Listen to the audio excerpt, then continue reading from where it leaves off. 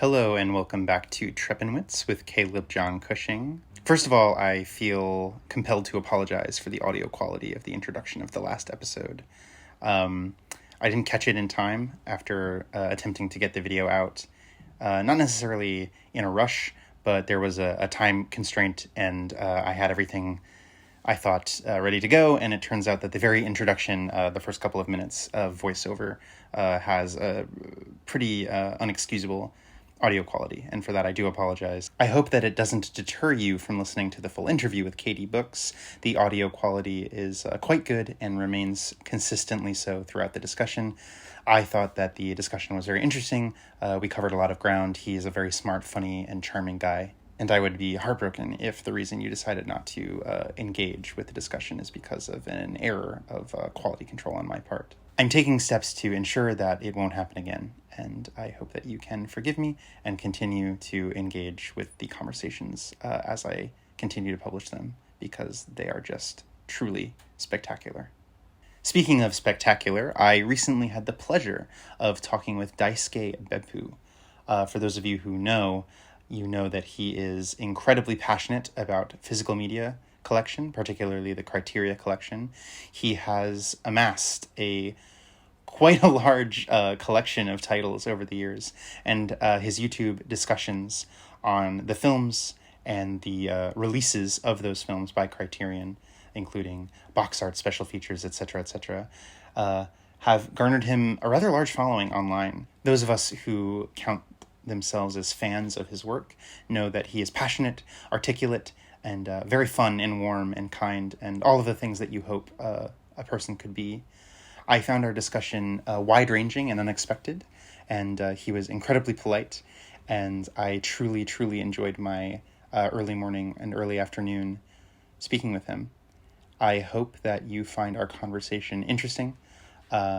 We end up spending quite a bit of time in the last chunk talking about what I consider to be my personal favorite 10 Criterion collection editions that I own, and I found his comments to be inspiring, insightful, and reassuring.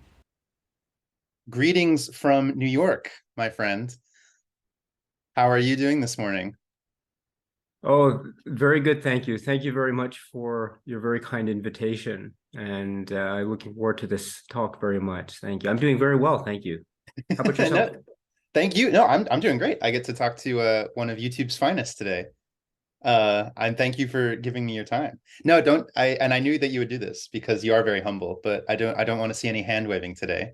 Uh, I mean, if anyone watching this knows who you are, but would you introduce yourself just to for the formality? Oh, of course. Thank you very much. So my name is Daisuke Beppu. It's nice to meet you. Nice to meet you again.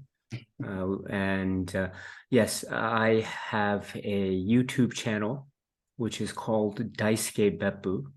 And I think it was through that YouTube channel that, or things related to that we were able to connect and discuss and talk about things focused on cinema and just talking about many different types of films that come up in people's, say, daily lives and just daily encounters with this great thing, which is called cinema. So thank you. Yes, well, thank you. This amazing art form known as cinema. Yes, you do have a YouTube channel. That is how I first became aware of your work. I chiefly through the discussion and commentary focused around. My camera can't exactly catch it, but I'm wearing my Criterion shirt today because we are both well, I say we both. You are much more of an experienced, seasoned collector than I am, but we're both avid fans of Criterion, the boutique Blu-ray service and company. And I definitely wanted to talk about that for a chunk of our discussion today. But also, before we get into everything, I'm catching you in what seems from the outside to be a pretty like big transitional period in your life. Oh, yes, yes, that's right. So I used to live in Tokyo, Japan, with my family, but we moved to the United States and we're living on the West Coast, Los Angeles County. And so I'm now in the midst of moving. We just moved maybe about almost maybe about 3 weeks ago. Wow. Actually, maybe 1 month ago, nearly 1 month ago. So just getting settled in. And so things are not quite permanently settled, but yes, this is our home that we'll be living in for the next few years at least, I think. And then and yeah, so it's a little bit of a transition, but yeah, nothing too strenuous. Well, I guess maybe I should take that back. Sometimes it's a bit strenuous, but not today. Not today. Today's a nice day.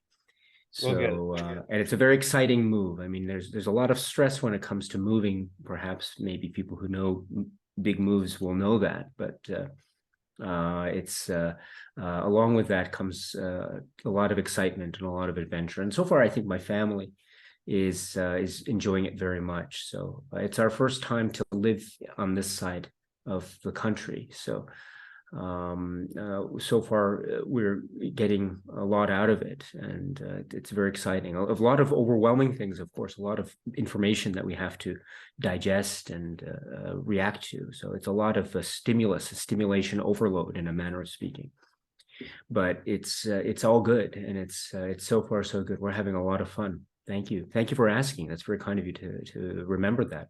Oh, of course. I mean, I live in New York, and I've, in New York you move around a lot, from apartment to apartment, but I've never had to move across the world.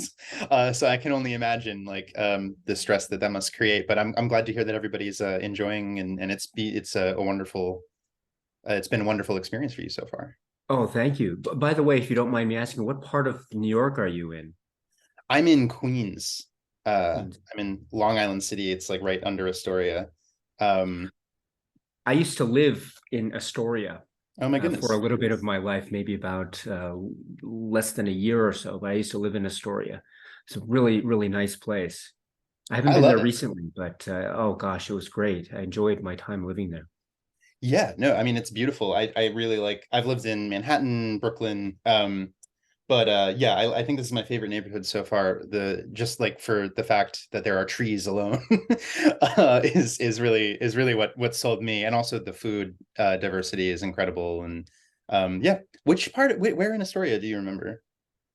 Oh gosh, I don't remember exactly. I remember it was about, I forget the address, but it was about, I would say, not, it wasn't so far from the train station to walk. So gosh, there's that big street Yeah. in, was it Astoria Boulevard? Is that Yeah, right? Astoria Boulevard. Okay, yeah. So it was just off of Astoria Boulevard, and if you walk down Astoria Boulevard, you go to the the train station. What was the train? It was the N or Yeah, yeah, the N the yellow W. circle one, right? Yeah. That's right. So Yeah, the yeah. W is the one that stops many stops or something. The N is Local. a little Yeah, bit yeah, yeah. faster. Yeah, you Okay, got it. okay, Yeah, the N is okay. Express, W's local. Yes.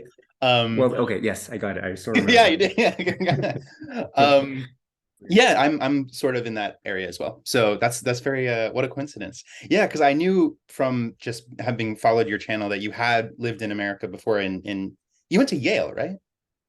Yes, I graduated from there many years ago. So, but let's see. So, but that's in Connecticut. So, Yeah. I did also live in a time in Connecticut. So, Connecticut's also a very lovely place. I Yeah. haven't been there recently, but very lovely. I'd like to go maybe one day while I'm still in the U.S. just to take a trip with my family. Right. So this might be not an unfair question to ask, but I mean, I have to ask it. It's only been a month, but I mean, East Coast, West Coast, what do you think? It's an age-old rivalry. Oh yeah, that's a good question. Um, I think I'm there are a lot of stores that I don't remember seeing on when I was living on the East Coast. Maybe it was just during the time gap. I don't know, but a lot of stores, a lot of restaurants, a lot of chain restaurants that I don't remember seeing in the East Coast when I was there. I think also there's a big difference too, because when I was living in the city for a little bit, I didn't have a car. I All didn't right. need to rely on a car. Here, it's pretty much, or at least in the area that I'm in Los Angeles County, I live in a place called Torrance. Okay, And yeah. so we have yeah, it's basically, I mean, it's kind of an essential thing. It's not, I mean, you can get around, I suppose, with a bicycle or walking, but at least as far as what we're the places we're thinking of going, it's pretty much yeah, we need a car here. So that's maybe the biggest difference. And it's okay for me, but I think because I've lived here before, and I actually got my driver's license recently, but Oh, I mean, not in my life, but recently in just getting it issued again for me, oh, I see. Yes. California state. But my wife, I think she also has a license, but I think it's going to be a little bit uh, time that she needs to get accustomed to just driving, because in Japan it's different. You drive on the opposite side, Yeah. and the steering wheel is on the opposite side of the car, and the signs are different, and the way that the lights work are a little bit different. So maybe that might get some getting used to. But I'm used to it already. But again, it's just for her. But so yeah, so we have to rely on a car, which is something that I don't think one needed to do if one was living, say, in the city or in Queens or in one of the boroughs. Yeah, no, thankfully. I mean, I have driven in New York for work and stuff, and it's a very unpleasant experience. You can get pretty much anywhere you need to go on the trains. But when I was living in Van Nuys actually for a little Mm. bit in the valley. And yeah, I cannot imagine navigating Los Angeles without a vehicle, without a car. So I understand that might seem oppressing. Yeah, yeah, but it's nice too, because I can imagine just driving, those famous driving scenes in Yeah. various movies that I've known. Just up to now, I've just known in my imagination and watching, but just never thought of it. But now I'm thinking, oh, this is the same highway that Yeah. Robert De Niro and Al Pacino were driving down in the film Heat or something. Mm. It's I'm not driving as fast as them, but it's just the feeling. I'm not as cool as Hopefully, them, but I think, oh, this is hopefully you're just not I'm driving just as like Robert fast. De Niro. Yeah, I'm So just getting, that's, driving by LAX. Oh, this is, yeah. So yeah. so that's that kind of excitement, every thrill every day, I suppose. Yeah. Yeah. Do you have your scorpion jacket every time you drive? I'm not as cool, not as cool as them. It's just my SUV, my Got little it. subcompact SUV. But Right. I'm grateful to have it. But I'm thinking, oh, let's go have a cup of coffee. That famous coffee scene from Heat. So Yeah. I always think I always want to have a cup of coffee, but I never have time. Anyway, sorry. That's an aside for anyone who likes No, the I love film. it. I love it. Yeah. I mean, we can talk about Heat and Michael Mann and everything forever. Uh when I mean that is so what have you I know you've done quite a few things so far. You went to the New Beverly, which I'm extremely jealous about because I have never had the pleasure. Can I just be ask you to describe I know you've already made the video on your channel, but I would love to hear a little bit more about that experience because I am a very big fan of that whole idea. Oh yes, thank you so much for asking. It was when I arrived, I was still in a hotel, Mhm. and it was maybe my first week here. My wife and kids were coming a week later, so I had a little bit of time one evening on my own, and um, I had heard from, say, a viewer, a watcher, and a friend of the channel about, oh, they're showing Fistful of Dollars and For a Few Dollars More, the two spaghetti Western films from the great director Sergio Leone, starring Clint Eastwood. And and they were showing them in the New Beverly Cinema and the prints. And so I thought, and I hadn't seen a film yet in the movie theater. And I thought, well, I could stay in my hotel. I'm still pretty jet lagged. What is it, 16-hour difference between Tokyo and Los Angeles. I was very, very sleepy still. But I thought, it might be, when am I, if I'm not gonna go, I think I'm gonna regret it for the rest of my life. And by that time I hadn't seen a movie yet in the movie theater. Oh my So I goodness. thought, by that time too, I think Barbie and Oppenheimer had opened in the theaters, and I thought, oh, it might be interesting to go see Barbie or Oppenheimer, or maybe another something in the movie theater. It was very close to the hotel, but I thought, no, I think I mean, it's great. I'm sure those are great. I haven't seen those films yet. I'm sure they're really, really wonderful films, and I'm looking forward to trying to catch up with them when I can. But I thought, oh gosh, no, no, no. My dad loved Sergio Leone westerns. He loved Clint Eastwood films, and I thought, oh gosh, I got to go try. And the New Beverly, I've heard so much about it, so I just found it on the Google Maps. I tried to find it. The rental car I didn't quite know how to do the navigation system, so I was pretty much doing it off of memory. How do I get here? I was just trying to randomly go, and I kind of went off the wrong exit, but I had to drive a bit. But it was a nice drive. And then I had to find parking. I was so worried about parking. If I got a ticket, what would that mean? Blah, blah. So I was kind of stressed out about that a little bit, but that was okay because I saw the line. New Beverly, I think the show was starting around 7, I want to say 7:30. And I wanted to get there an hour early. So I got there because the line started, I think, an hour early. And then, so I got there around 6:15. And there was already a pretty long line. I didn't have any tickets, but I just went and I thought, oh gosh, I took pictures. And I was a bit worried there because then the line started, but it was already for the lines for people who had already pre-purchased tickets. Oh my And I God. hadn't done that. So I was on the kind of standby line. I didn't know about this. It's like a theme park ride at Disneyland or something. Yeah. And you have the standby line, which you have to wait a little bit, but then you have the pre-purchase ticket, the fast passes or something you can go in. So I didn't have that. So I was just waiting in the standby line. So I thought, oh, am I going to be able to get in on time? I was really nervous. And I was talking to people in line. He said, "Oh, yeah, it's okay. I think we'll be able to get in okay." And the clock was ticking, but and I struck up some conversations with people. And finally, yes, we got in.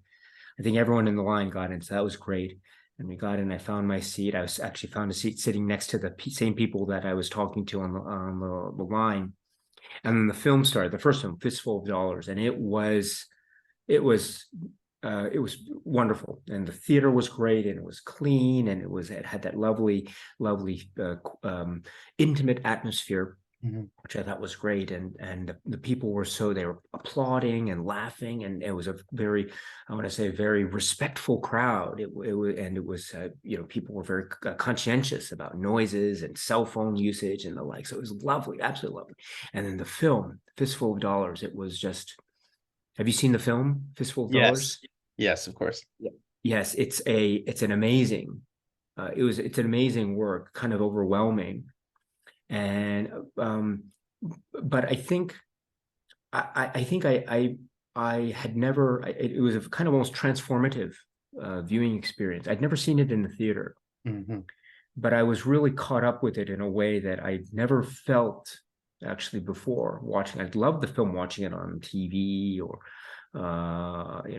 pan and scan on a whatever VHS back in the day, Yeah. or the DVDs, and now the I guess Blu-rays and 4K UHDs, I suppose, from Kino. But Mhm. this is far and away one of the best movie going experiences of my life. And the film ended, and it was like a rush of excitement. I was just giddy as just a schoolboy. I just had to go outside and just clear my brain, and just had to take a breath because the next film was about to start, which is for a few dollars more, Mm. right? Again with Clint Eastwood and then Lee Van Cleef. And so some people had left because it was a double feature, but some people had left just wanted to watch the first film and go. But I stayed, and that was again same thing. It had the same but different feel if you know the two films. Mm. And it was a wonderful. I didn't realize too, just watching them back to back like that, just how complementary but also how different they were, Mhm. until I'd seen them back to back like this in the movie theater. And I loved it. I loved it. I loved it. Had that almost slow melancholy feel, and you could just feel the time oozing from the screen. And it just, that experience is very important because Sergio Leone films are about time and the passage of Yeah. time. And watches and little right, it's really key to that film. And so Yeah. so it was a magical, absolutely magical experience, and the people there were great. And I met some people said that they knew me from my YouTube channel, so I was so honored by that. So, and they shook my hand, and it was so lovely. So one of the greatest movie theater going experiences of my life. That's beautiful. That's amazing. I'm very glad for you. I'm happy for you. Yeah, I haven't part of why I brought it up is because I think as people who care about physical media and people who care about like the art form of cinema, I think like more it's a shame that more cinema, like physical cinema and theaters don't operate in the same way that New Beverly does. For anyone who doesn't know, it's Quentin Tarantino has like purchased this ancient, very highly reputable theater showing house in Los Angeles, and he, of course, screens contemporary things, but also just from his personal collection, like really prints from all over the world, from all throughout the history of cinema. So to see something in that space and something as rich as a Sergio Leone film, that must have been incredible. I have not seen, I've only seen them on like on AMC on TV on like a Sunday afternoon. So I'll have to check out a theatrical showing if I ever get the chance. Oh, please do. What do you think of those films or the works of Leone in general, if you don't mind me asking? Right, of course I don't mind you asking. Thank you for asking. Yeah, the spaghetti western was not necessarily a genre that I was interested in, but I think Clint Eastwood, I think, is a very good filmmaker, and I was curious to see where he got his start. And the first time I saw them, uh, I didn't know what to expect, but they won me over as they went on, because the atmosphere, the sense of atmosphere that they create and the textures are very warm. And so much of cinema afterwards has borrowed from. So it was very cool and exciting to be like, oh, that's where this comes from. That's where this comes from. That's very interesting. And of course, like the blocking, I think those films are masterclass in blocking of actors and scenes, and so many like exciting moments. I think a film classic, can be defined where if you can have like three or four, like, oh, this scene is incredible, this scene is incredible, and those films have several like sequential, like this scene's amazing, this scene's amazing, and yeah, they're very exciting. And I haven't watched too many others spaghetti westerns outside of Sergio Leone's trilogy, the Dollars trilogy, but it's definitely something I'm interested in checking out more. Absolutely. Have you seen the film which is called Once Upon a Time in the West? Once Upon a Time in the West. This is a It's on my film list. that, yeah, this is Sergio Leone's film that he directed soon after The Good, the Bad, and the Ugly. Yes. So if you have not, because you have an interest in Sergio Leone, so if you have the opportunity to watch Once Upon a Time in the West, I would love to hear your thoughts about that, because it is one of the greatest films ever made. And if you do watch it, my strong suggestion is, please do not read anything about it. Okay. Don't even try to, if you're going to get a disc of it, try to even resist reading the back. Don't Okay. read anything about it. I know it's impossible. Also, try not to look at the. I know it's probably impossible. You have to look at the front of it to know what it is if you're going to get the disc of it. But don't read anything about it. Believe me, it's. You mentioned AMC, Yeah. the channel AMC. When I was younger, many years ago, I was living in the States still at the time, and I was watching AMC, and you could watch movies there. It was one of the free cable channels, right? And one time it just came up, Once Upon a Time in the West on TV. Oh, this is interesting. Sergio Leone. This is interesting. So I was just a kid. I'd never heard of this film. So I just want to watch it, whatever, one Saturday or Sunday afternoon. Yeah. I had no idea about it. And I watched it, and it was one of the great first time watches of my life. And I don't want to sound like I'm saying a lot of that. Oh, it was the greatest thing of my life. It was one of the, I'm saying that a lot already in the first, say, 15 minutes that we're speaking. So I apologize if it's giving a wrong impression, but I really mean it. Yeah. I really mean it. So I wish that I could relive the first time I saw Once Upon a Time in the West. It was that thrilling. Wow.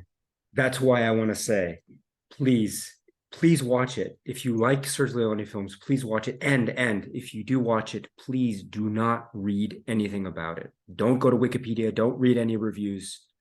Don't even look at the back of the box. Okay. And then let me know what you think about it. I absolutely will. Let me know. I'd love to hear your thoughts. Even if you didn't like it, that's fine. I'd love to hear about it yeah. But anyway, if you do give it a chance, just my suggestion: don't read anything about it. I think it's oh, I wish. Oh, anyway, I'm sorry. I'm sorry. No, don't apologize. No, thank you so much. I mean, that's amazing, isn't it? Those first time watches that just absolutely grab you and sweep you away. I mean, that's why we get into this, right? Okay, I'm gonna see where I can watch this. And I will do. I promise you, I will not uh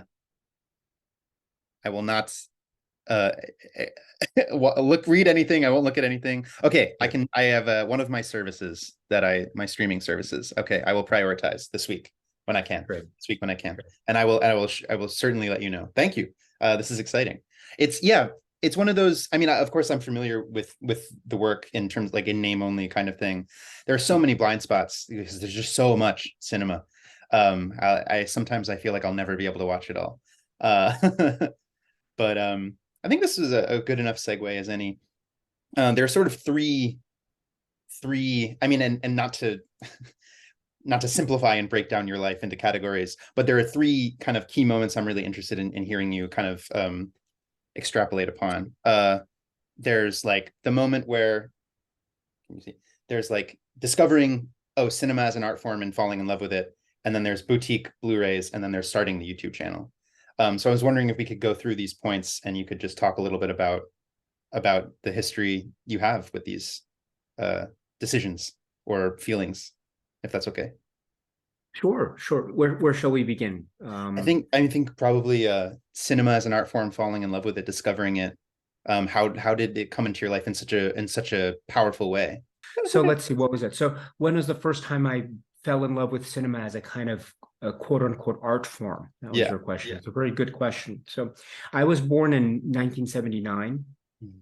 And so and I mentioned that because that meant that I grew up in the period of the 1980s.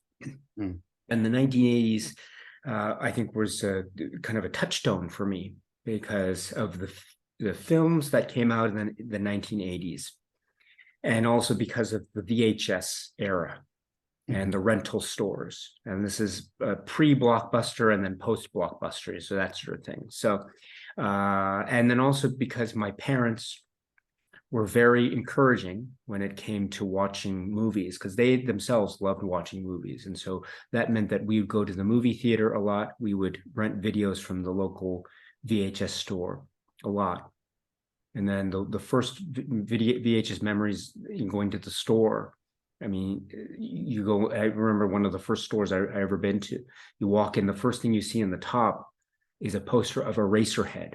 I had no idea what Eraserhead at the time. This is me, I'm whatever it was, 4 or 5 years old, 6 years old or something. I don't remember everything else in my life, but I remember Eraserhead, the poster at the top there, and other films like the box art for the Lucio Fulci film Zombie, We Are Going to Eat You, and the lovely dusty smell in the room. It was great, absolutely great. And then just watching movies like I was a big fan of horror films, Mm-hmm. and I was able to watch a lot of horror films as I was a kid.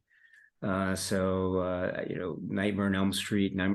So I remember the period when Nightmare on Elm Street Part 3 was still not out yet. So it was a new release. So I remember it was exciting to watch this, and then other films like Star Trek and Superman, and also going to the movie theater and watching like Back to the Future. I watched that in the movie theater, or it was Indiana Jones and the Temple of Doom. I saw in the movie theater. It scared me to bits. So even now I kind of wince whenever I see that, because there's just some real intense scenes for me. And just all these great 80s touchstone classics that are now being celebrated, with their legacies are being celebrated with these wonderful Blu-ray releases and 4K releases. But at the time it was the movie theater and the VHS tapes. It was great, and sometimes even beta tapes. But Betamax. yeah, so it was always this. And my mom and dad, they love movies. My dad loved westerns. My mom loved Sean Connery movies. And also there were some Japanese films that they also loved, that they also got me into a little bit. But that was pretty much the environment at home. growing up. So it was wonderful, absolutely wonderful. And I was an only kid, so I didn't have any siblings. So it was just I'd be watching a movie, or maybe I wouldn't have brothers or sisters playing right in the house. So it'd be maybe my mom and dad, or just me, just watching something on a VHS tape or going to the movie theater. It was wonderful. So they take me to these movies as well. It was all sorts, and like um Police Academy 3. We went to see Police Academy 4. It was great. Jaws 4, Jaws the Revenge. I saw that in Jaws 3. I was so young, but I have memories of seeing that in the movie theater. I don't know how I was able to watch Jaws 3.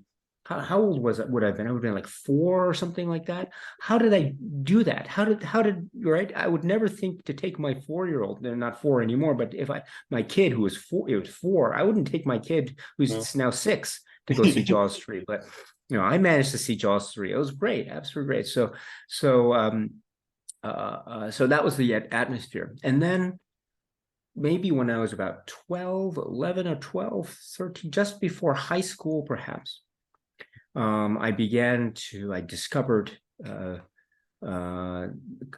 film which was by the Japanese director Kurosawa Akira. And the film was called Yojimbo. Mm. It was on a VHS tape, and it was kind of my first time with the Kurosawa film. I didn't know about Kurosawa that much, but I watched it again on this really grainy VHS tape, and in today's parlance, the print quality would be considered very poor, but to my eyes, it was a wonderful thing, a lovely thing. It wasn't widescreen or anything, but this was still also when I was in the States, and I watched it, and it was unbelievable. Yeah. And then that started my journey going to the local library, trying to rent. Oh, and it was those things. It often comes up in conversation. Fellini, Bergman, Kurosawa. So actually, I had that journey. I was just trying to watch other films, and I thought, oh, it was the same label, the Janus Films logo. I began to see this a lot. So, what other films are the Janus Films logo attached to? Oh, there's this thing called The Seventh Seal. Oh, I wonder what this is. And I'm 12, 13. Not quite knowing what's going on, and just watching. I was like, what did I just see? I don't know what I'm watching. This is. I think I like this, but I have to watch a little bit more. And I remember at the time thinking I was really into wild strawberries. I loved wild strawberries. And I think back now, I'm like 12 or 13. I wasn't into Seventh Seal as much, but I was really into wild strawberries. And I thought, well, that's interesting, considering the subject matter and the ages of the protagonists concerned in those films. But I was really fascinated by that. And then Fellini, I watched 8.5. I had no idea what was going on, and I was really struggling to watch it.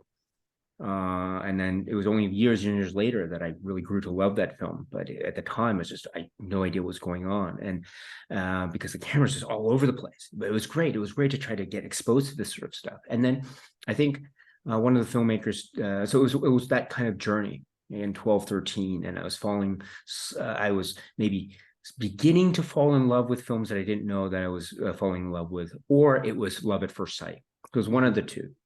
And I would say, for instance, a film like Yojimbo was maybe love at first sight. There's another film that I saw, which was Robert Bresson's Pickpocket. Mm-hmm. This was also on a VHS tape, and it was it was love at first sight. I watched it. I couldn't believe I was seeing something. I was so captivated by this. I didn't know why, because it's so unlike anything I had been used to seeing. But it was amazing. So it was that type of moment in my life, and it was wonderful, absolutely wonderful. It sounds wonderful. I can't imagine myself at 13 or 12 trying to digest a Bergman or a Fellini. But yeah, no, that's really amazing. So this formative time in your life, of course, and so that association with like getting the VHSs and also Janus label in particular, that seems like a pretty logical progression to Criterion, the bridge to Criterion. So when did that, forgive my ignorance about the history. So when did Criterion really start as like a label that was like releasing all this stuff? Or like Yeah, well, when were you when if it's a different answer than when were you sort of introduced to it? Oh, no, no, no. Thank you very much. That's so Criterion, I think, began to release laser discs. Hmm. Under well, it was the Voyager company, and then under the label of the Criterion Collection, Yeah. began to release laser discs around the mid '80s, and it was the pioneering label that was doing this with this medium known as the laser disc, and it Yeah. was trying to do different things. It was really the only company at the time doing this sort of thing, which is having a film on a number of discs stored as data on discs that you would watch. You'd have to flip them over. I mean, they were the size of vinyl discs, Yeah. and you had to flip them over, and you have many discs depending on the length of the film and how much you wanted to store on it. But you'd also have what we now know as special features, slideshows, a lot of stuff, a lot of essays that were in slideshow format. And then they began to introduce what we now know as audio commentary tracks. And that was with one of their early releases of a film called King Kong. So it was a grand time. So the laserdiscs were a big deal, and they were very expensive at the time. So I had no opportunity to watch laserdiscs as a kid. My ability to watch laserdiscs started to come a little bit later when I was in college, and the college had a kind of a media library, and they had laserdiscs, and so you could watch. I could watch laserdiscs there for free, and they had a lot of Criterion laserdiscs there. I also remember a time when Siskel and Ebert had one of their shows, and they were talking about the greatness that was the laserdisc format. And they were talking about one of the discs in particular, which is Bram Stoker's Dracula. It was released on Laserdisc in, I think, the 90s. And that was also Criterion Laserdisc release, in fact, Bram Stoker's Dracula. And it was one of the great features was you could have an interactive thing where you could take different takes of a shot and then just rearrange them, so you could sort of edit your preferred take of a scene. It was the discussion between Winona Ryder and Keanu Reeves in that film. It was great. And then I forget I'll marry you when I return, or I'll marry you. So you could have different choices. It was so that I don't think you get that anymore. I'm not sure. I don't know. I have to Never check heard the of recent. anything like this. That sounds incredible. I don't know how widespread it was, but it had that type of interactive quality to it, which was really lovely. And so, but also at this time they had the VHS tapes. So I began to get. There were Criterion VHS tapes officially, but there were also the Janus HVE home media releases. A lot of VHS tapes, a lot of the Kurosawa films. Hmm. Redbeard, Redbeard. I haven't seen it. I know of it. Yeah, it's from 65, I think 1965, and it had 2 tapes. So it was I love that. That was one of my favorite VHS releases ever. So I love that film, and I watched it on VHS tape. But then, then around this time, the Criterion Collection began to release its DVDs, because this was a time when the DVD format began to emerge, and it was still in its sort of infant stages. Yeah. And it was still a brand new technology. But then the Criterion Collection got on to this technology with its sort of core first releases. And I wasn't collecting the Criterion Collection at the time. This is around the 90s or so. I wasn't collecting them at the time, but I knew of them. I heard about them. And the DVD format was a really exciting thing. It was really, really exciting. And so I remember getting some titles. And then just the Criterion Collection started to grow and grow in terms of what they were selling. And so I'd just go to the store, and they'd have their own section by then. So you'd see these titles like, oh, there's a film Hard Boiled on DVD. Oh, it's interesting. Oh, it's what? How much? Oh, it's $40. Okay, $39.95 or something. Whatever. Or oh, there's RoboCop. Oh, I know this film. Oh, it's Criterion Collection. Oh, how much? Oh, it's the same price. Okay, maybe I'll, because I was a student, or I can't afford to get all these. We didn't have any sales at the time. It was all $40 discs or something. So, right. But I remember that was when I first started to get some Criterion discs DVD. So like Fishing with John was one of the first ones, I think. Or I don't remember what I'm so sorry, but I don't remember what my first Criterion was. I wish I did, but it was something like that. It was around that time. So yeah, very exciting time. And then it just started to grow and grow. And then before you knew it, you saw these box sets called Eclipse sets. What are these things? I don't know. Eclipse sets. These are really interesting. So I got some Eclipse sets, and I just got some more DVDs here and there. And then they started this new thing called Blu-ray in the little shelves in the corner. What is this? Pierre LeFou on Blu-ray? What is this? So, and then The Third Man. Oof. What is this? So, and Chungking Express. So what is this on Blu-ray? What is this? Why is this? Why is the case smaller than the DVD case? What is this? I don't get, so it was that kind of thing. And they had just a couple titles like Chungking Express, Pierre LeFou, The Third Man. And there are a lot of them at the time, Yeah. so they were in stock. So I suppose I should have bought a lot of The Third Man at the time. But I got The Third Man. I mean I got the other titles as well. Yeah. But that, yeah. And then around this time too, then you'd hear of these there's a new label out called Arrow with these white cases. What is this label called Arrow? I have to read. Oh, that's interesting. They're releasing these films that I like, Dario Argento films, etc. So that was the progression. But I began life buying VHS tapes. Not a lot, but just the things that I liked, and then slowly but surely just transformed as the market transformed. Right. So very organically.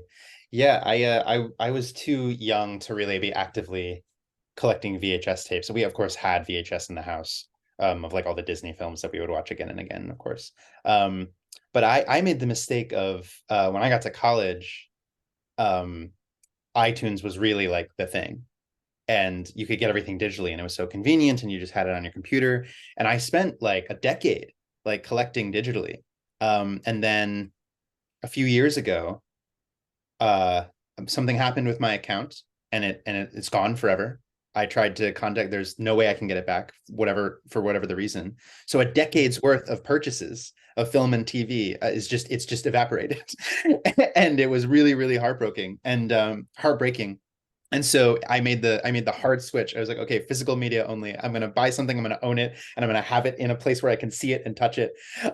And of course Criterion was the first place I went to, because of it's got all, and it had many of my favorite films. But of course I have some Arrow, I have some Vinegar Syndrome, I have some what else? What else do I have? Kim Sim. I have some Third Window. But it started with the Criterion collection for me, and that's why I found you, because you have, maybe outside of the Criterion office, I think you probably have one of the most extensive, expansive collections in the world of Criterion. I mean, anyone who's seen Oh, you, do you not think oh, so? thank you very much. Yeah, is it? Oh, wow. Wow, thank you so much. I haven't kept track of it. So but yeah, I like the Criterion Collection. I'm a fan. Yeah. Yeah. So, but could I ask, what were some of those early titles that you got? Do you remember the first couple titles you got, physical media? I do. And that was going to be I've done my I don't have as large of a collection as you. I have quite a few titles, and it took me a long time. I narrowed it down to my 10. If you know how on the website they have the top tens from this person. So I have them here. And Oh, I was gonna jump into these with you. I do have the first one I ever got. Um yeah. but before we do that, if it's okay, I just wanted to ask you quickly about was the impetus to start the YouTube channel, and then we'll get Of into course. the discs. Of course, I apologize. Yes, No, no, yes, no, yes. no, no, it's okay.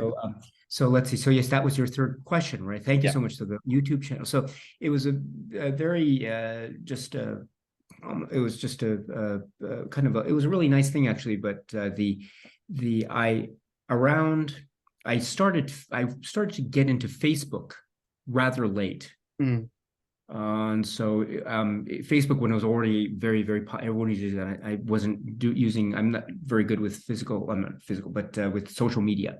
mm, And so social network, SNS stuff, I'm not very used to that sort of thing. So I got into Facebook very late, but I went into Facebook just one day, think, oh, what's this thing called Facebook? And I saw these cool groups, Criterion fan groups, Laserdisc fan groups.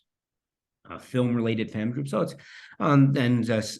there were some that I was really excited to join and have some conversations. So I first started to join those groups little by little. And one of the groups there was a Laserdisc focus group. And I had just mentioned, because by this time I was on my way to just trying to track down as many of the Criterion Laserdiscs as I could. And I was almost there, but there were a few that they were eluding me. But I was managed to get those last few eventually. But in my process, I had gotten, at the time, was a very rare title, and it was a title which was a second release version of the film Brazil, Terry Gilliam's Brazil. Yes. And so there are two releases that Criterion did on Laserdisc, and the later version is considered rarer because the manufacturing amount was lower because it was at the tail end of the Laserdisc era, and so the stock was lower. So if you were able to get one of those, that was considered a rare thing. Any disc that was maybe made at the tail end of the Laserdisc era is generally considered to be a rare item because of the low stock. Right.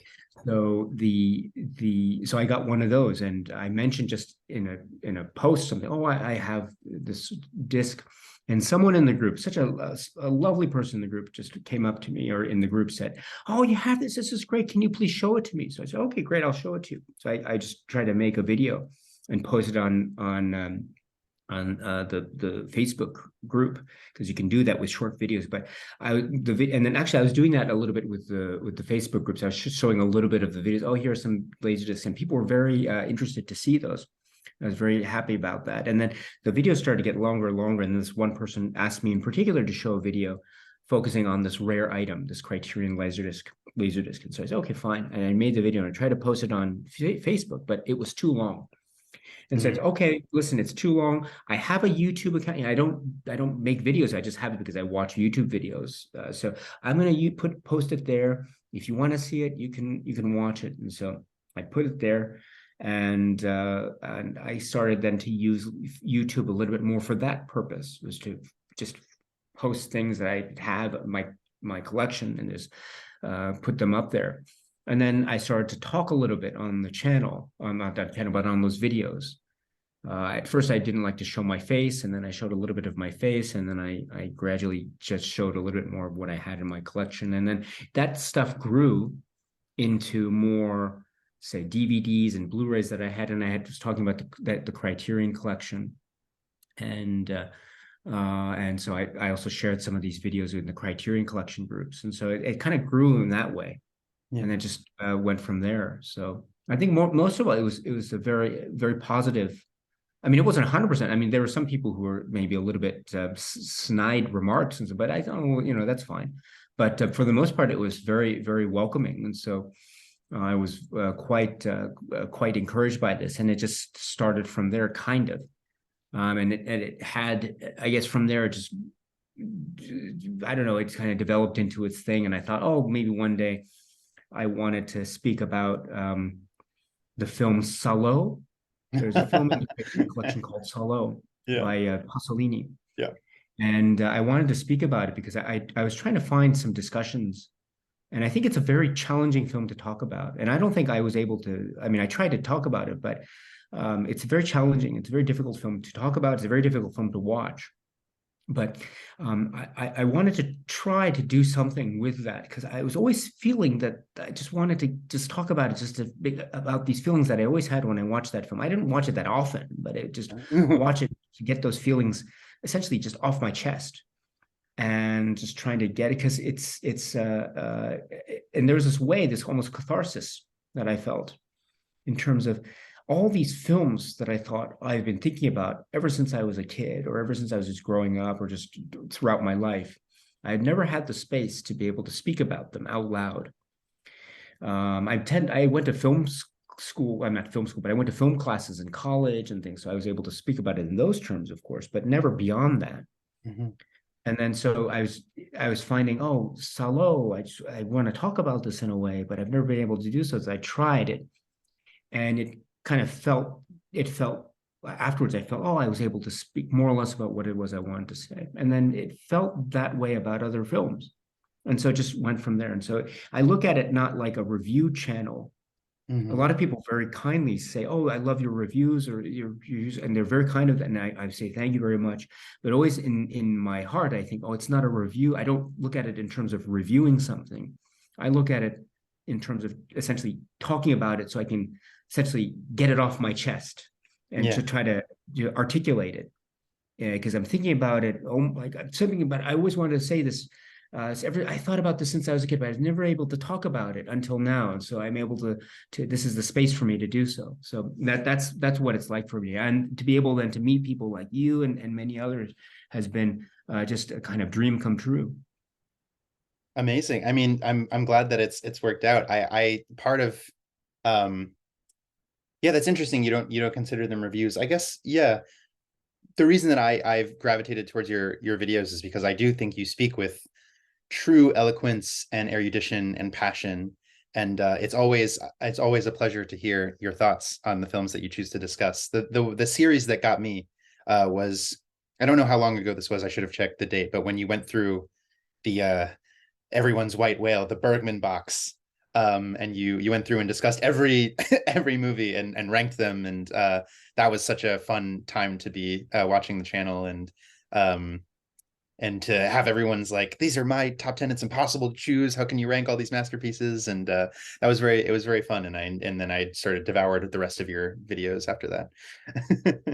Oh, thank you. Yeah, that's a great set, by the way. That Bergman box set.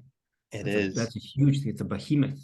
Yeah, I'm hoping to, at this next, I've accrued my codes, my coupons, my discounts, and my points, and I'm hoping the next sale this winter I'll be able to finally get it for myself. It's my white whale in the collection, and including, of course, as well as things that are out of print that I hope to get one day. But yeah, no, yeah, I love your content, and I hate that word content. I love your videos, and I just can't wait to see how the channel continues to grow. Thank you so much. You're very kind.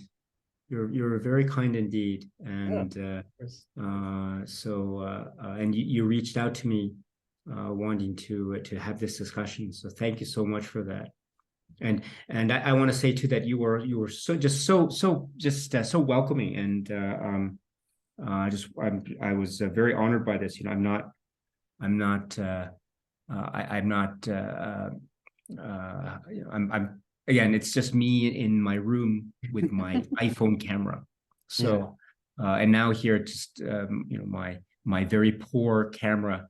So I'm embarrassed with a lot of things with this. So but to have these comments and be able to talk with you and your wonderful enthusiasm. This is one of the great things. I really should be thanking you. Thank you so much. This is Well, I appreciate wonderful. you I never saying that. thought I'd be able to do this when I first started this. So thank you. Thank you so much. Thank you. I mean, I this is why I do this as well, getting to talk to people that I really admire. And a lot of people in the space do admire you. But there's a petition, for goodness sake, to get you in the closet. And we're gonna get you there, gosh darn it.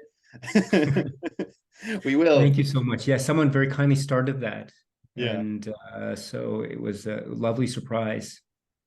And I think it was, and some people I read some comments somewhere saying, why would he want to go? Because doesn't he have everything? And I said, so I was kind of chuckling at that, and I was saying that was very kind for people to sort of keep that in mind. I think it would be just the offices. There's just something very special about it. I'm not sure if maybe I know you probably feel the same way. It's just there's something special. It's kind of like the center point of a lot of people, or one of the center points of a lot of people's cinema journeys, and Yeah. a lot of the decisions in those offices, have like people are just waiting the 15th of every month. What is the result of those decisions that people are making? Exactly. So, and what are some things that are coming around the corner? So it's just being able to be in that space, and downtown Manhattan, I think near the Union Square, right? So Mhm. so it's But we'll see. I mean, again, it's a one in a million shot, but I'm very grateful for all the support, and also just again, it's the opportunity also to hear from people and to talk with people about all things Criterion, such as yourself. So what more can one ask for, really? Thank you so much. Of course. I know that you do have to go at some point. I was hoping we could still, if we have a little bit of time left, to go through these discs. Go Um, for it. No, no, I'm still good. I'm still good. awesome. I want to know this. I'm just Okay.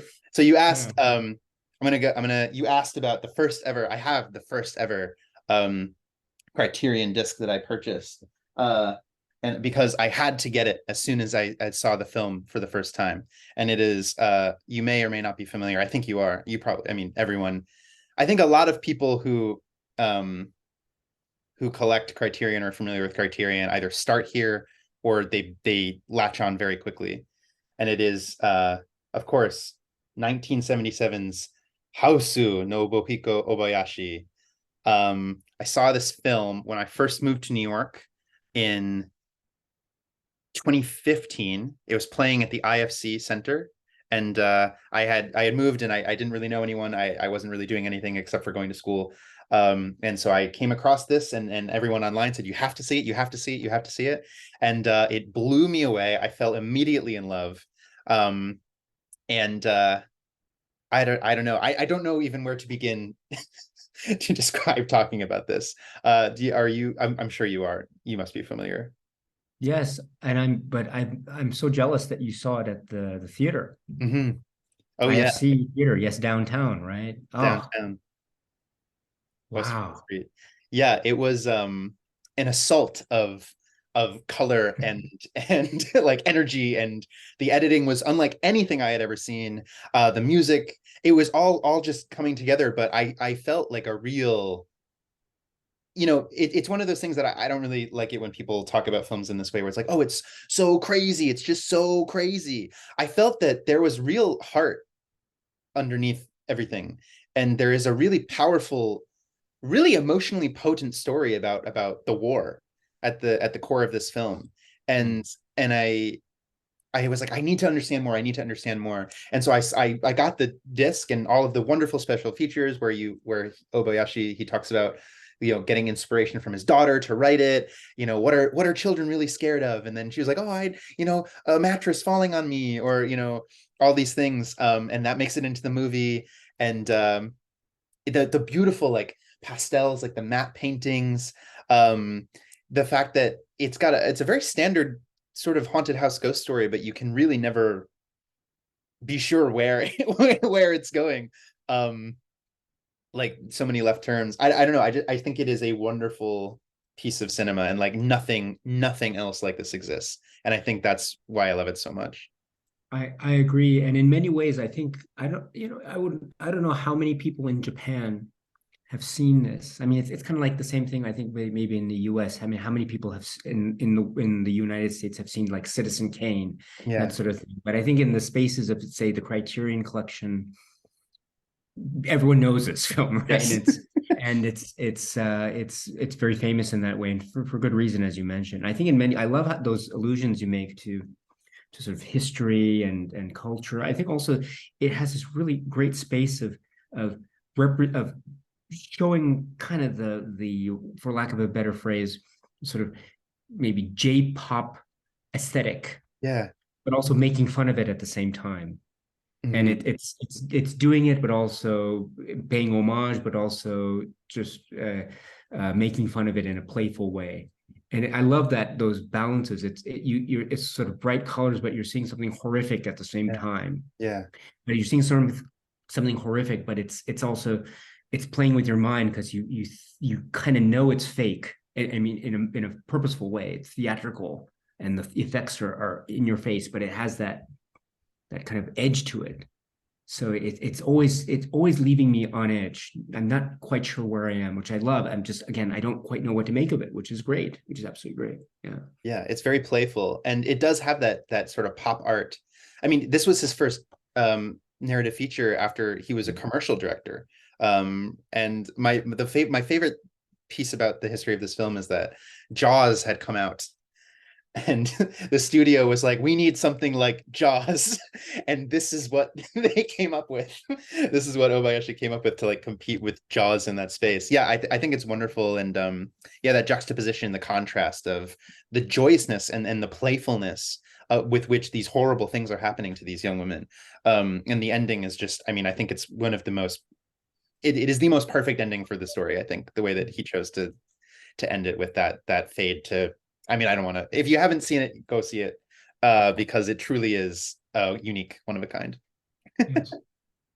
um okay, so all right, to move things along, speaking of Bergman, this is not everyone's favorite, and it's not necessarily typical of his style, but I keep coming back to Scenes from a Ah, Marriage, yeah. um because I'm an actor by training, and I think having we're in an atmosphere now where the miniseries is the thing, and everything has to be a miniseries. But I feel like at the time that was not seen as sort of prestigious or artistic or worthwhile. But he created an, this is truly like an excavation of personal history in a relationship, and to watch these actors really, I mean, have their playground, the full reign to be able to explore the topics and the relationship and the emotions.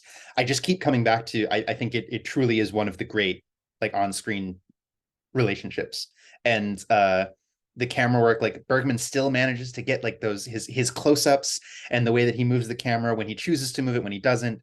I think this is like, you could look at this miniseries as like a film school replacement, because it's just like, it truly is perfect in my opinion. I don't know. I don't know. Oh, well done. No, no, no. You express it much better than I could ever hope to. That's great. That's really great. I agree 100%, 1,000%. Yeah. And I mean, it's what you say. There's everything seems to be distilled Hmm.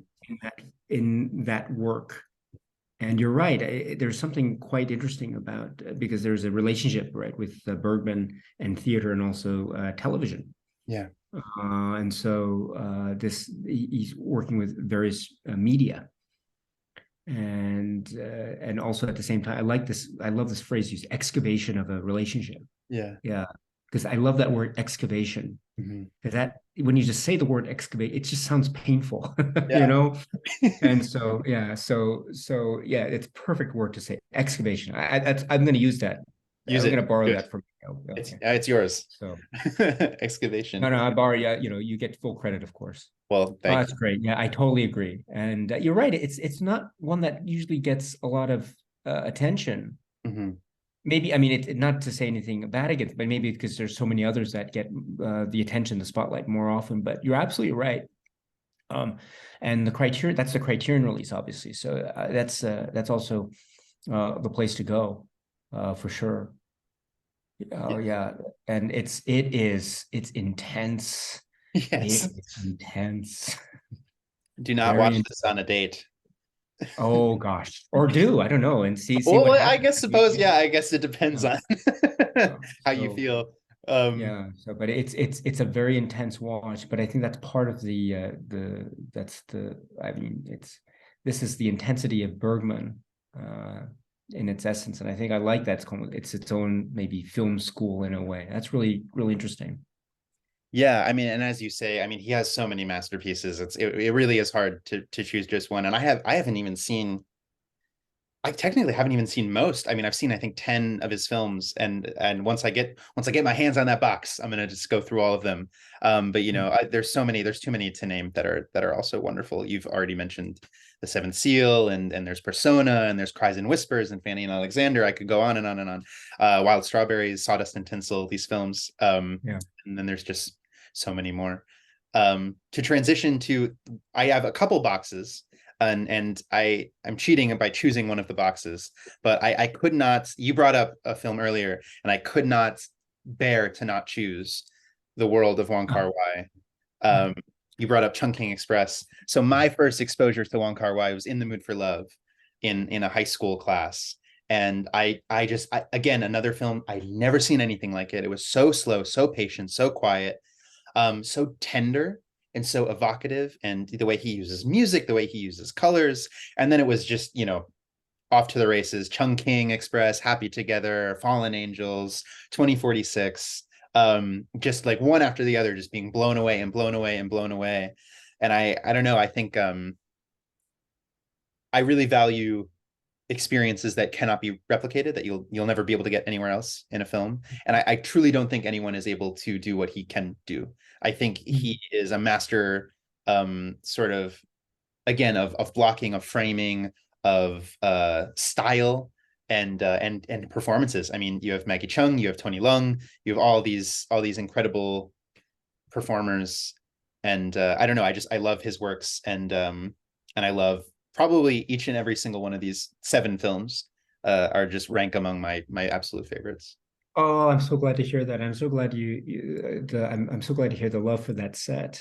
Yeah. Yeah, the I was very I feel very similarly to you about that in the works of Wong Kar-wai and In the Mood for Love. So you saw that, you said, in high school, right? Yeah. So I remember when that was first released, because that was a big deal when it was released. Yeah. Yeah, Can and imagine. seeing it in the theater, that was a big deal. And so the set that you mentioned there, I have to just to say, just in particular, that gave me a really interesting perspective on the film, in particular, Fallen Angels. Mm-hmm. I've actually, that had a lot of kind of controversy when it was first released in terms of Yes. the treatment of it and the restoration, but I've come to really appreciate that version, Fallen Angels. So it's kind of become almost my go-to in a lot of ways. But I think that set does wonders for the sort of celebration and legacy of Wong Kar-wai, including that great film In the Mood for Love. Yeah, 2046 you mentioned, and also Chungking Express and Days of Being. Yeah, it's so many to talk about. Yeah, truly. And yes, I remember there was quite a bit of controversy about the transfer, or the restoration, rather, on this disc. But I watched them, and I still think what makes them so special shines through. And I think that I don't notice any sort of detriment at all. I think they're still the same wonderful pieces of art, and I go back again and again. I think Mm. I think In the Mood for Love, just because it was my first, but also Chungking, and it's impossible to choose. It's impossible to choose a Yeah, favorite. definitely, definitely. Definitely. Speaking of masters of their craft, I get a lot of flack when I say this is my favorite Kubrick, but I think that this is my favorite Kubrick. I think Barry Oh, Lyndon is my favorite Kubrick. I think people. I don't know if how you feel about Kubrick. I People often describe him as very cold and very sort of clinical. But I think I don't agree. I think he is mm. incredibly funny and playful. He just has a very like precise sort of presentation. And this film, like, it's got everything that we've come to know and expect from him. I mean, it is cruel and vicious, and it's very dark, but also so funny. And there are scenes in here that I was not expecting to just really laugh, but they're also interspersed with true heartbreak, like really like powerful emotional scenes as well. And you don't feel the length. I personally don't feel the length. I think 3 hours zips right by. And then the use of lighting in this film. Again, I come back to blocking. I think I come back to actors' performances. There's a scene near the end. There's a gun duel near the end that is like electric, like the tension, and it comes after like this sort of marathon of everything that we've learned up to this point. And again, a perfect ending. I don't know. I think this is just really like a treasure trove of everything that I love about cinema, wrapped in a package, and it's very accessible. I don't know. I love it. No, I like that emphasis that you made on Barry Lyndon and the fact that it's anything but a cold and clinical film. Yeah. I love that, and I agree wholeheartedly with that. I think the very reason why it's so captivating, or one of the reasons why it's so captivating, is that it has an emotional core to it. Mm-hmm. You can't have heartbreak and disappointment without that emotional connection. Yeah. And so I think a lot of the maybe in other films there might be sort of a lack of that connection, Hmm. but it's done in a way to emphasize that in a sort of cynical way. But it's done on purpose. But here, I think in Barry Lyndon, you have that, and you have the emotion, the heartbeat. I mean, you mentioned a very famous scene. I mean, the soundtrack, it's like a heartbeat in a Yeah. way. No, well said. I love that. I love that film. I mean, I'm a huge fan of Barry Lyndon, and that was one that I also saw fairly early in my life. And it was one where I think I was I mean, I think I was quite overwhelmed by it Hmm. because it, how should I put it? Mm, um, again, seeing it when I was very young, I was expecting to be more bored than I actually Hmm. was. And maybe that, and that's my roundabout way of saying that I wasn't bored.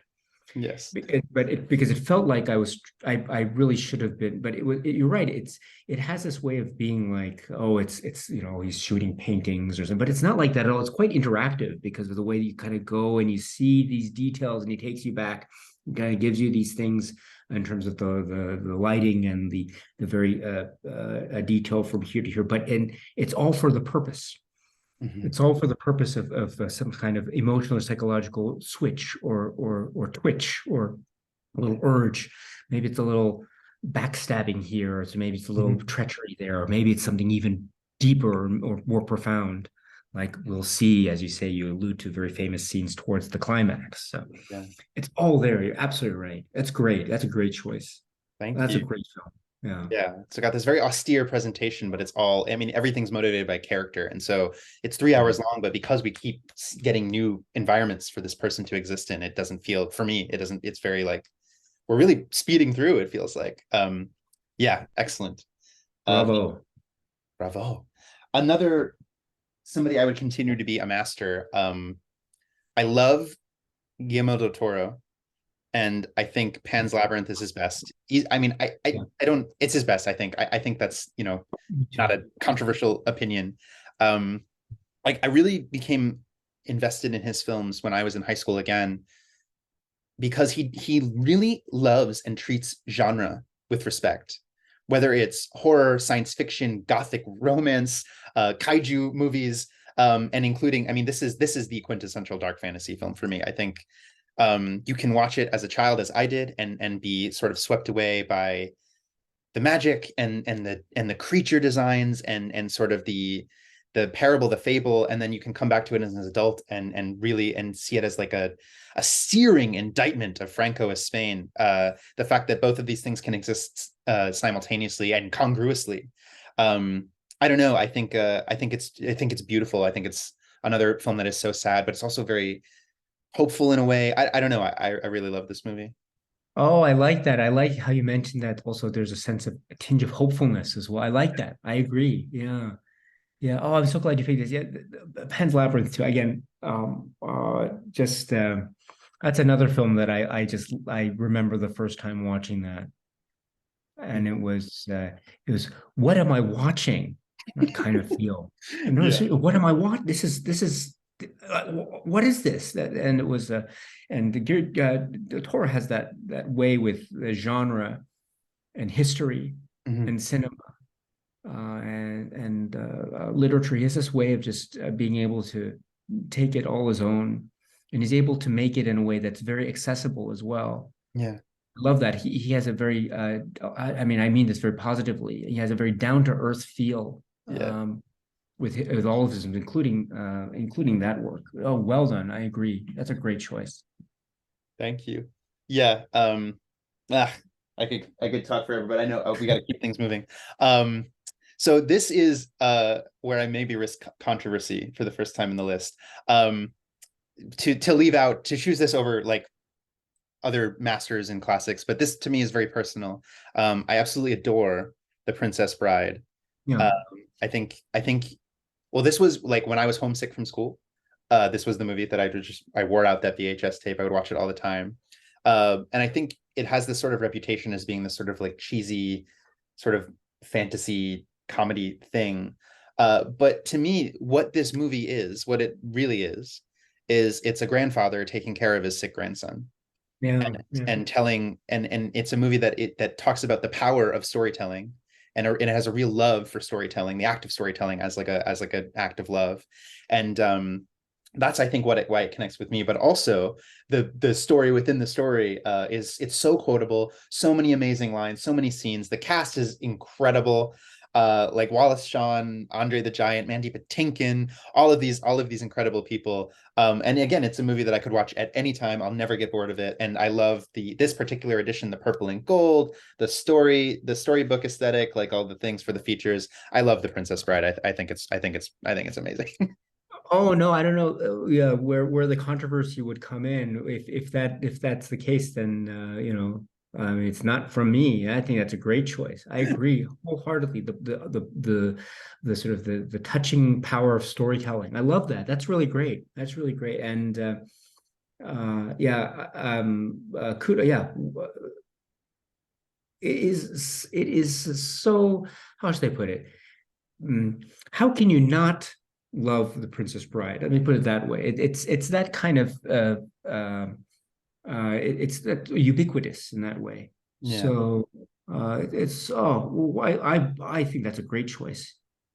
Thank you. Yes. I love it. I get sort of caught up in there's so much that I haven't seen from the formative masters, like, no Fellini, no Kurosawa, all these like uh titans of the craft. But I have to go with my heart and what connects to me personally. Oh, please, no need reason to apologize. This Yeah. is your journey. This is your cinema. This is your life and your perceptions and things. So please, go for it. Yeah. I will. Thank you. Okay, moving along. So speaking of films that I don't even know how to go in. I love animation, and if I do have one, not even a criticism, just a wish of the collection, is to Yeah. hopefully they can increase their animated repertoire, their animation repertoire, because I do think as a medium of film, of storytelling, it's incredibly powerful. It can do so much. And again, I truly did not know what to make of this, but I fully love it. La Planète Sauvage, Fantastic Planet. Mhm. Yeah. Um, yeah, seeing this for the first time in college, I didn't know what I didn't know that this could exist. Something like this. And I don't even know necessarily. I don't really have anything articulate to say about it other than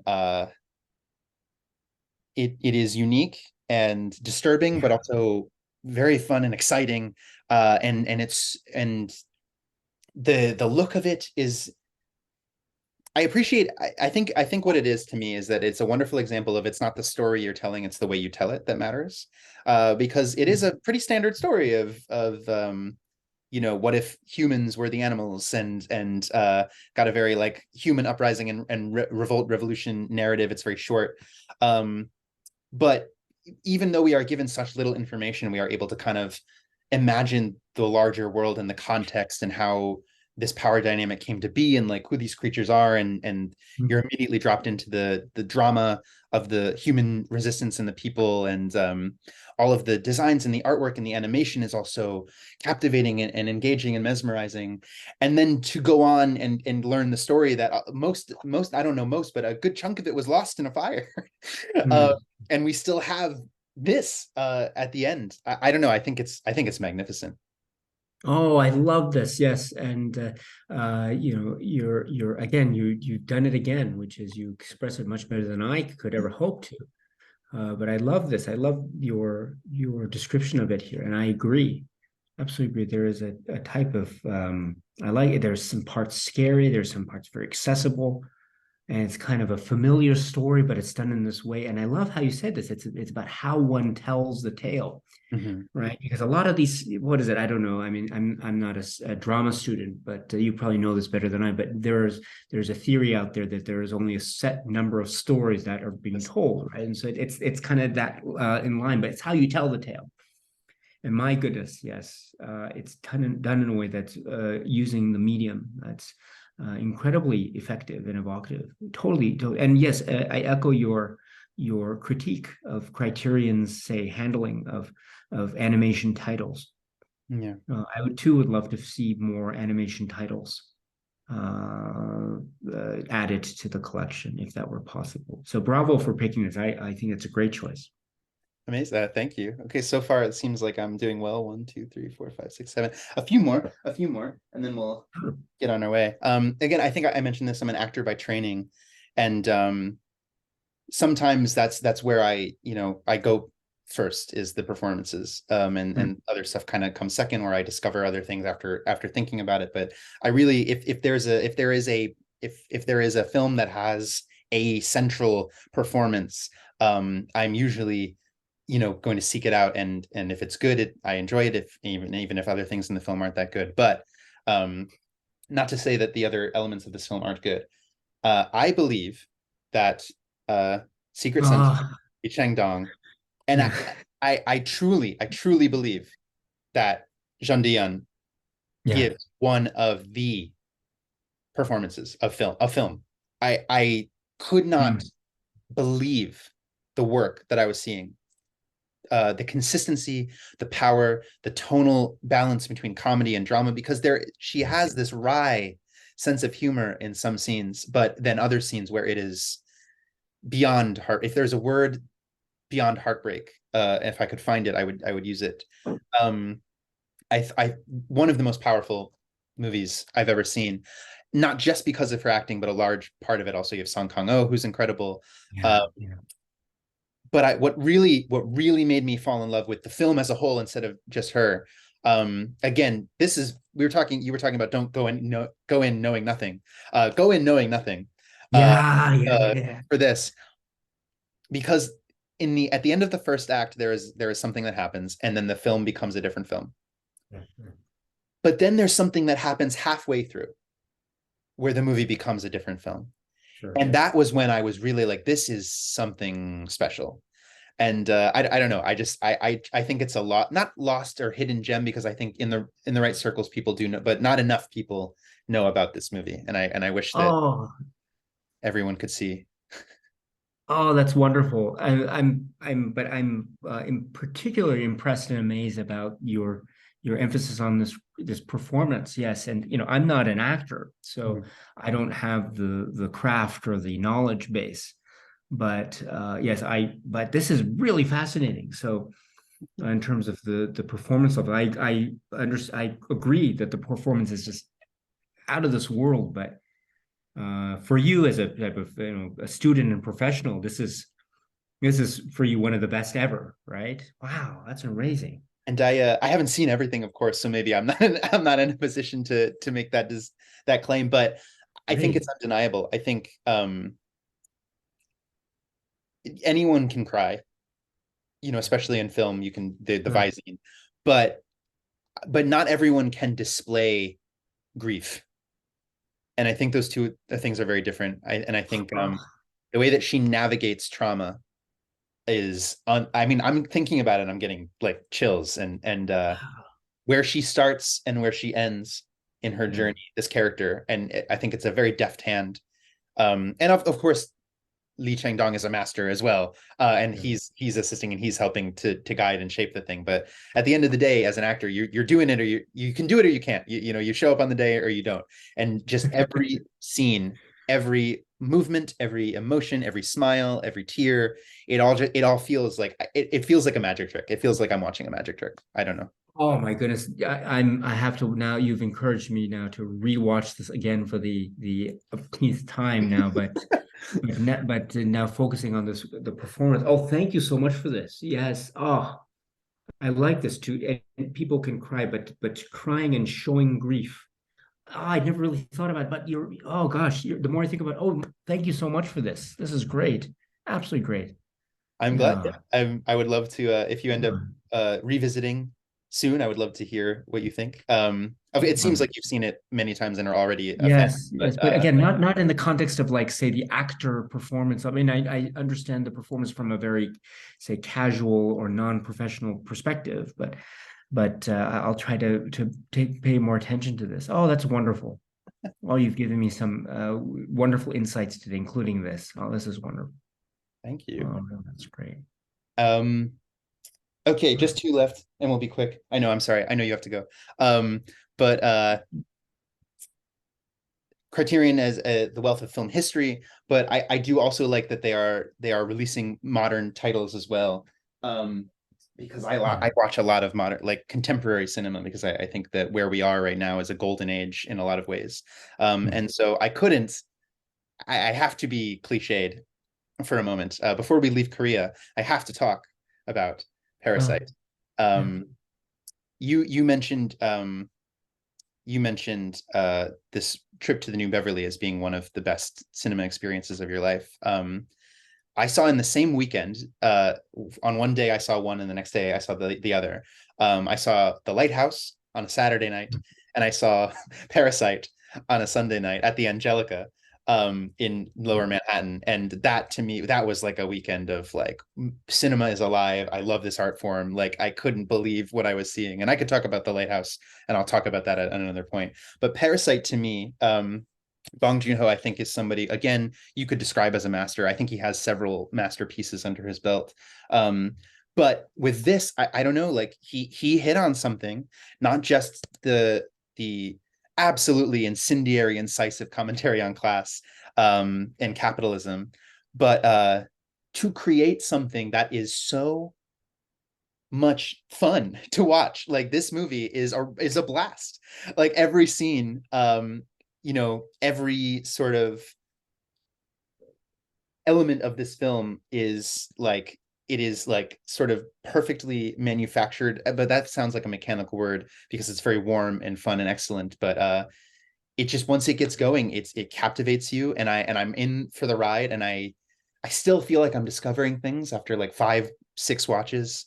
The cinematography, the score, it all comes together, the acting ensemble, uh to create something that is it feels like when you're a kid, and anything is possible when you're watching the screen. I don't know.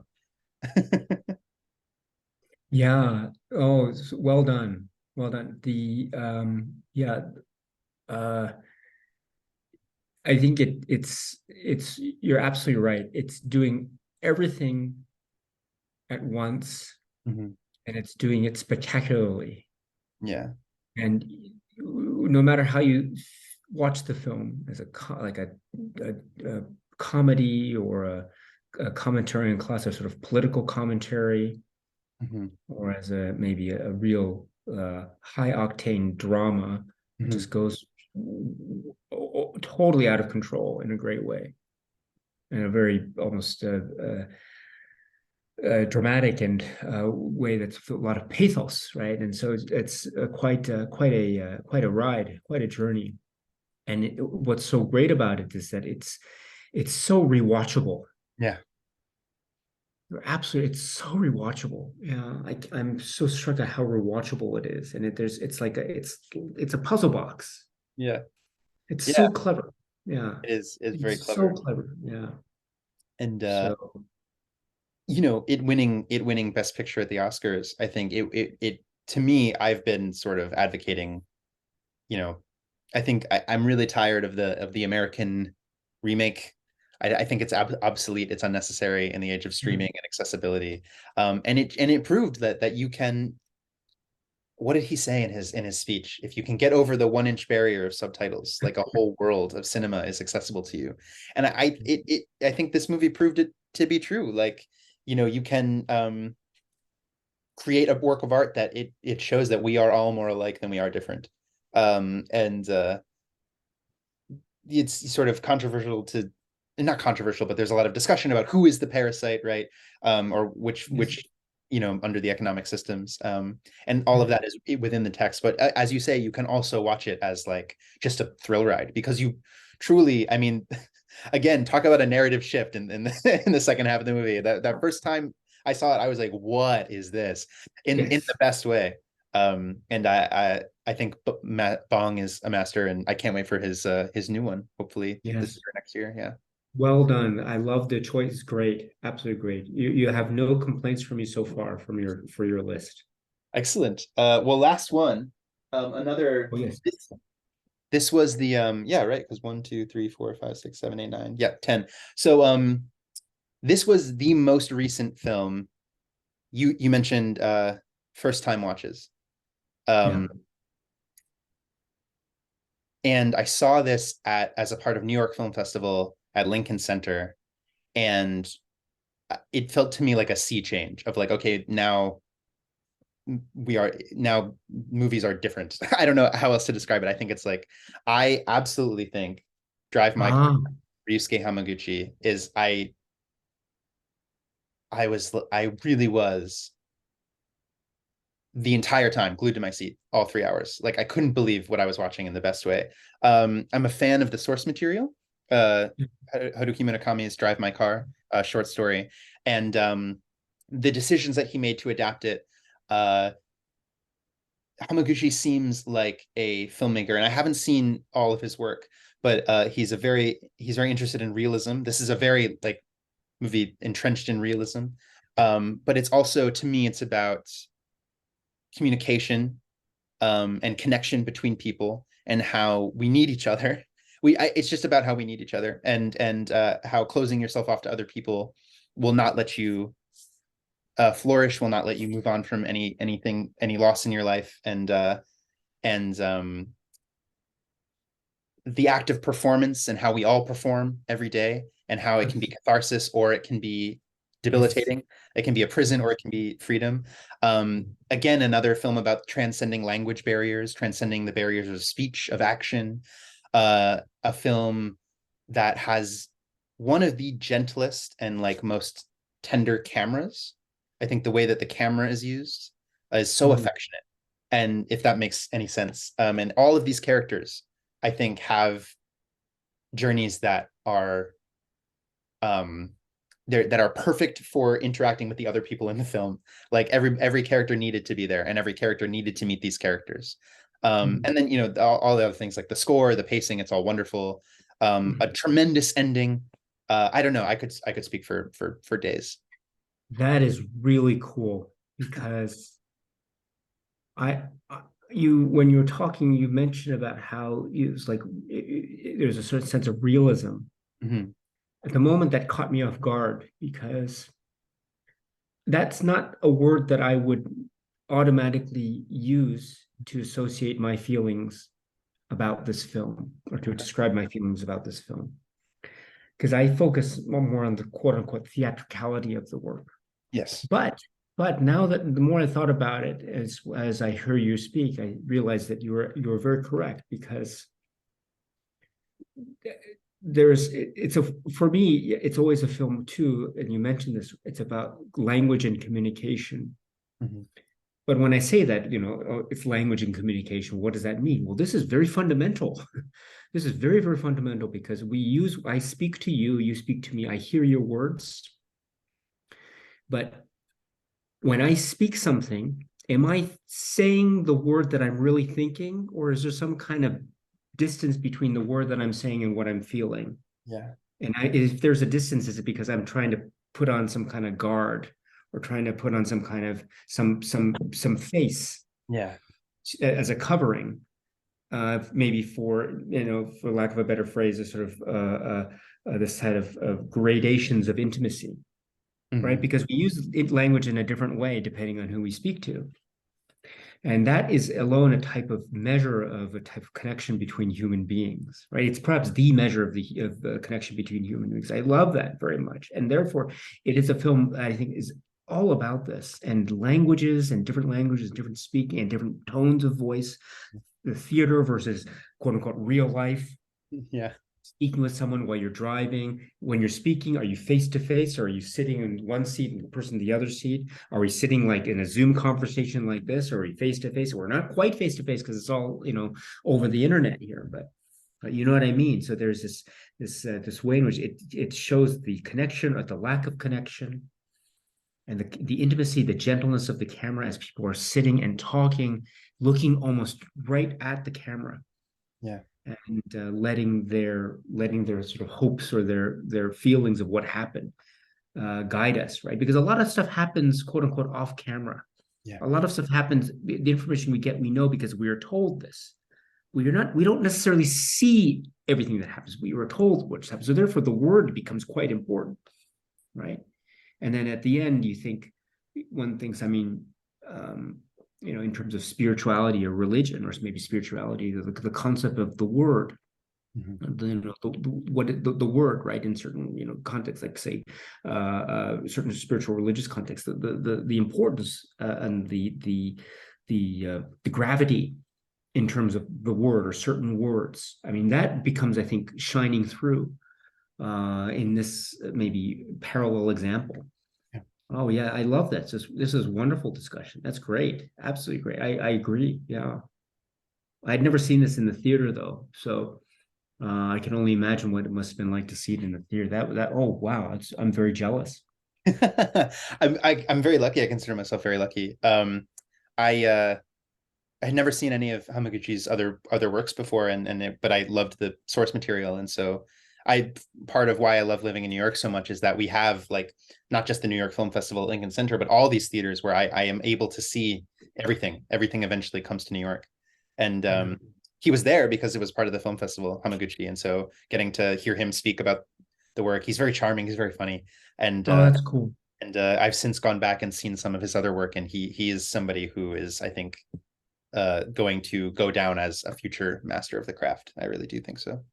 Yeah. I'm so glad to hear this your discussion on this. Well done. And that's a great list, by the way. That's a great collection. Thank you. It was like there's there are so many others on. I'm looking at my shelf in the other room through the doorway that I and like, oh, but I wish I could have also included you, but I'm happy with. I think these are sort of representative of my journey, as you put it, so far, and hopefully there's even more to discover down the road, of course. Oh, I'm sure there will be. I'm sure there will be. Yeah, definitely. So, oh, this is great. This is Yes. so great, Caleb. This is awesome. Your list is fantastic. And let me say too that, there is no rule. There's absolutely no rule that says you have to include this filmmaker's film or that filmmaker's. Yeah, yeah. No rule at all. So don't, you never have to apologize for your list. I think it's great. It's absolutely, and you taught me so many things today, like to read, to watch the film Secret Sunshine again from the sort of actor's perspective, or to think about Drive My Car from the context of realism, which I never really thought about. But it's really great. Well done, well done. I've learned so many things today. Well, thank you. I appreciate you saying that. I absolutely loved speaking with you. Thank you so much for giving me your time, especially in a period where you have a lot going on. It means the world that you took the time to speak with me. Is there any last thoughts? Anything to look out for on the channel? Anything you're excited about? I know you said you haven't yet seen Oppenheimer. You must see Oppenheimer, or Barbenheimer, excuse me, Barbenheimer. Yeah, so I haven't seen these films yet. I really want to, so I'll try to go as soon as I can. And is there anything on the I honestly I don't just the channel just as things go, just sort of follow my mood, as it were. Hmm. So it just I have no concrete plans for at the moment, but it's still ongoing. So I'll try to keep up with it as much as possible. I'm in particular quite excited with I haven't spoken about it yet, but I just actually went to the Barnes and Noble yesterday. It's not a movie, but I finally got the book, which is Killers of the Flower Moon, Oh yeah. and because of the upcoming work by Scorsese. Mhm. And I was just reading through it at the bookstore. I couldn't put it down. So I have to get this. So I was reading, and I just was reading through it, and I didn't finish it. But I wasn't expecting. I was expecting to maybe read a few pages and then put it down and read again tonight today. But I just was just pouring through it. I couldn't stop reading it. So it was absolutely amazing. So that was really exciting. And then also I got the Kurosawa 4K release of Dreams. Oh yeah. Last I was I'm looking forward to rewatching that, as well as, let's see, some Arrow titles as well. So, but no upcoming video plans at the moment, although just an ordinary video upload. So if anyone's interested, please check out the Daisuke Beppu channel and the like. But that's basically it for me. But I'm more sort of on cloud nine because of your great discussion and your wonderful selections, and also for inviting me. Thank you so much for inviting me. That was such a kind gesture. Really, I'm very flattered by that, Caleb. So thank you so much. I appreciate that. Thank you, Daisuke. I look forward to watching Once Upon a Time in the West. I will let you know as soon as I have, and I'll see you I'll see you at the next live stream, my friend. Thank you very much. Thank you. Appreciate it. Yeah, of course.